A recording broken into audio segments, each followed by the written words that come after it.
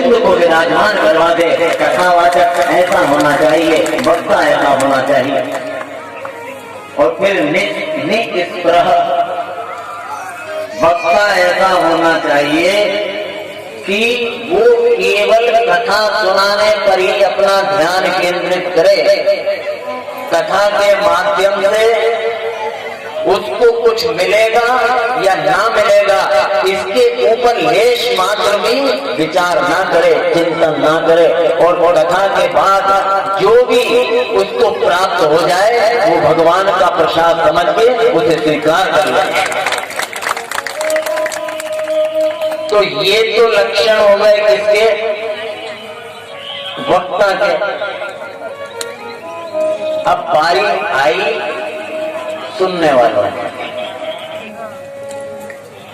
आप जब चैनल पे जब कथाएं देखते हो तो बहुत कथावाचक अपने नाम के नीचे लिख देते हैं भागवत कथा मर्मज्ञ, बहुत लिख देते हैं भागवत कथा विद। और जो अपने नाम के आगे इस तरह का संबोधन लगा रहे हैं, उनसे बड़ा मूर्ख इस संसार में दूसरा कोई हो नहीं सकता है। स्वयं भागवत ने इस बात का उल्लेख किया है कि अभी तक केवल 12 लोग ही भागवत को पूरी तरह जान पाए हैं। 5,500 साल में कितने लोगों ने भागवत को जाना है? केवल 12 लोगों ने। इसके अलावा कोई भागवत का भाग ही नहीं जानता है। कई मायने केवल 12 लोगों ने भागवत को जाना। और वो 12 लोग कौन? भागवत कहती है स्वयंभू नारदा शंभु कुमार कपिलो मनु प्रहलादो जनको भीष्मो वैयासिक वयम। इन 12 लोगों के नाम सुनना ध्यान से, जिनने भागवत के मर्म को जाना है 5,500 साल में।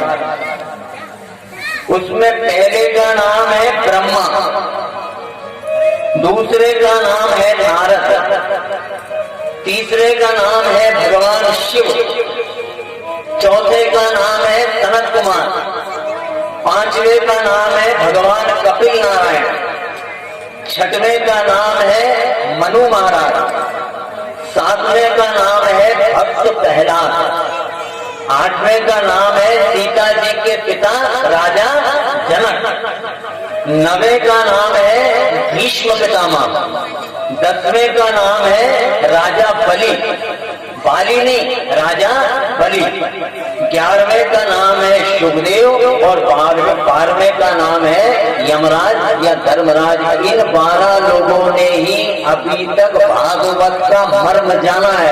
इसके अलावा अभी तक 5,500 साल हो गए भागवत लिखे हुए, इन 12 के अलावा 13वां कोई हुआ ही नहीं है।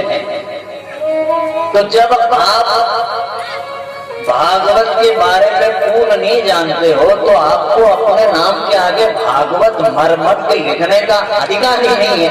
कोई ब्राह्मण है, जिसने ब्रह्म को जान लिया हो वो ब्राह्मण है। फिर भागवत करने वाले वक्ता का अगला गुण बताया वेद शास्त्र विशुद्धिकृतः।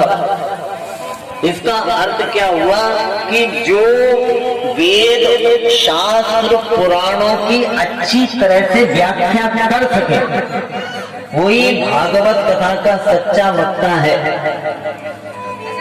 यानी जिसने पुराण की व्याख्या श्रोताओं के सामने की हो वो वक्ता है। अब आजकल तो आपने देखा होगा कि भागवत कथा का स्वरूप भी बदल दिया।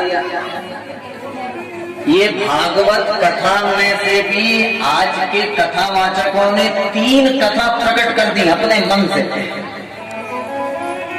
भागवत कथा में से 3 कथा प्रकट, 3 पुराण प्रकट कर दिए। भागवत पुराण से 3 पुराण प्रकट हुए। उसमें पहली पुराण का नाम है सास बहू पुराण। में 3 घंटे आप लोगों को बिठाओ और बिठा के 15-20 मिनट कथा सुनाओ और बाकी के 2.5-3 घंटे सास बहू के ऊपर कथा करके और कथा पूर्ण कर दो। पहली तो ये पुराण है। पुराण इसमें से प्रकट करिए दान दक्षिणा पुराण। कथा के बीच में ही उनके ही लोग खड़े हो जाते हैं कि फलाने साहब ने इतना दिया तो ठिकाने साहब ने इतना दिया। जब यहाँ पर वो कहते हैं तो सामने बैठे हुओं में भी जोश आ जाता है कि हम भी दे दें कुछ। तो 1.5-2 घंटे में ये दान दक्षिणा पुराण। और तीसरी पुराण हो गई है टोना टोटका पुराण। कथा कम हो रही है। अब कोई कथावाचक कह रहे हैं कि पीपल के पेड़ में दिया लगाओ, और आप लोग भी लगाते होंगे, तो हमें कोई आपत्ति नहीं कि पीपल के पेड़ में दिया लगाओ कि मत लगाओ, लेकिन जिसने पीपल बनाया है पहले उसको तो मनाओ। भगवान कृष्ण को तो पहले मनाओ, तब पीपल के पेड़ में दिया लगाने का अर्थ है। आजकल जैसा आपको बताया ना कि व्यक्ति बड़ा व्यस्त हो गया है। अब उसको मालूम है कि भगवान कृष्ण की पूजा करूंगा तो 2-2.5 घंटे खर्च होंगे, 5 मिनट में काम खत्म हो जाएगा। तो ये अलग अलग तरह के टोने टोटके हो रहे हैं आजकल। कहीं कहीं तो आप देखना कि दुकान आप जाते हो तो दुकान पे 5 मिर्ची ऊपर, बीच में 1 नींबू और 5 मिर्ची नीचे। किसी दिन वो मिर्ची और नींबू लगता है कि आज दुकान चलने वाली नहीं है। क्यों? क्योंकि नींबू मिर्ची नहीं टांगी है। कहीं चौराहे पे आप देखना टिकट्टे पे किसी की चप्पल उतरी पड़ी रहती है। कोई बता देता है कि तेरे घर में कष्ट है, तुम वहां किराए पे चप्पल उतारने आना, तो चप्पल उतार आते हैं। आप सबसे केवल हम इतना निवेदन करते हैं या आपसे केवल इतना आग्रह करते हैं कि अगर आपने 3 घंटे भगवान की इस कथा को सुना है, यहाँ बैठकर 3 घंटे आपने भगवान में अपना चित्त लगाया है, 3 घंटे आपने भगवान के चरणों में अपना मन लगाया है, तो फिर कोई दूसरा उपाय करने की आवश्यकता बचती है क्या? सच्चा कथावाचक वही है जो केवल सुनने वालों से ये कहे कि अपने घर में रामायण रखो और रामायण का नित्य पाठ करो। इससे बड़ा टोटका दूसरा कोई हो नहीं सकता है। शिव पुराण रखो, शिव पुराण को पढ़ो, शिव पुराण को सुनो, भागवत कथा सुनो, घर में भागवत पुराण रखो, भागवत की कथा पढ़ो। बस इससे बड़ा कोई टोटका दूसरा हो सकता है क्या? अभी आपने कथा सुनी, धुंधकारी नाम का प्रेत गया से मुक्त नहीं हुआ, और किसने मुक्त कर दिया?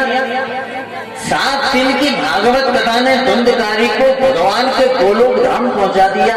तो इससे बड़ा साधन ना तो कोई हो सकता है और ना कभी हुआ है।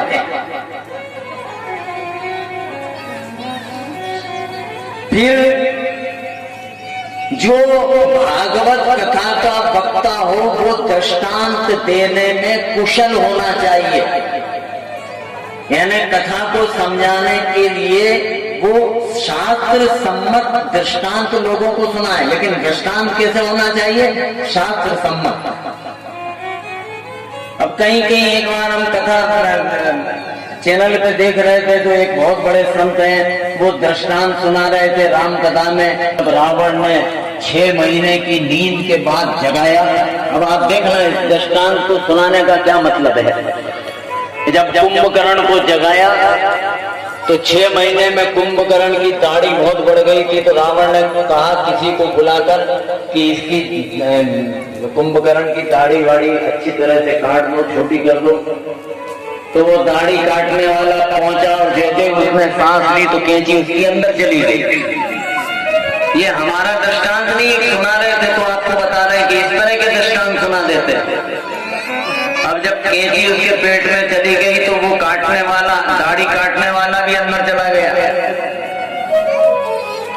तो अंदर जब गया तो उसको कैंची नहीं मिली, तो अंदर ही उसने देखा कि 3-4 आदमी और लकड़ी लेके अंदर घूम रहे हैं। तो वो कैंची वाले ने पूछा कि भैया हमारी कैंची मिली क्या? बोले भैया हमारी 4-5 भैंसें नहीं मिल रही है, तो कैंची की बात कर रहा है। तो ये आपको थोड़ा सा आपके मनोरंजन करने के लिए ये दृष्टांत सुना दिया जाए, लेकिन यथार्थ में ये दृष्टांत शास्त्र सम्मत नहीं है। ऐसे दृष्टांत को व्यासपीठ से सुनाना नहीं चाहिए, क्योंकि इनकी कोई वैधता नहीं है, इनकी कोई सत्यता नहीं है, इनकी कोई सच्चाई नहीं है।